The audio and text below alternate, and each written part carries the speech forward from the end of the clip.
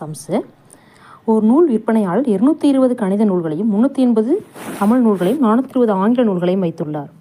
ஒவ்வொரு பெட்டியிலும் பாடவரிசையாக சம எண்ணிக்கையில் 3 பாடநூல்களையும் வைத்து விற்க விரும்பினால் அதிகபட்சமாக எத்தனை பெட்டிகள் தேவைப்படும் அப்படின்னு கேட்டிருக்காங்க. இப்போ இதுக்கு என்ன பண்ணணும் அப்படின்னா 220, 380, 420 மூணுக்குமே என்ன பண்ணணும், ஹெச்சிஎஃப் எடுக்கணும். 220, 380, 420. இப்போ நம்ம என்ன பண்ணலாம், இது எல்லாமே 10ஆம் வாய்ப்பாட்டில் வரும்.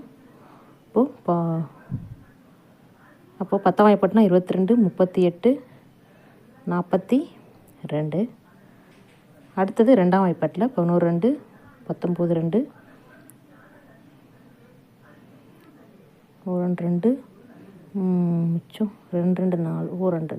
ஸோ இதுக்கப்புறம் எதுவுமே காமன் ஆகல. அப்போ 5, 2, 20. அப்போது ஒவ்வொரு பெட்டிலையும் எத்தனை புக்ஸ் வைக்கலாம்னா 20. அப்போ ஆன்சர் வந்து 20.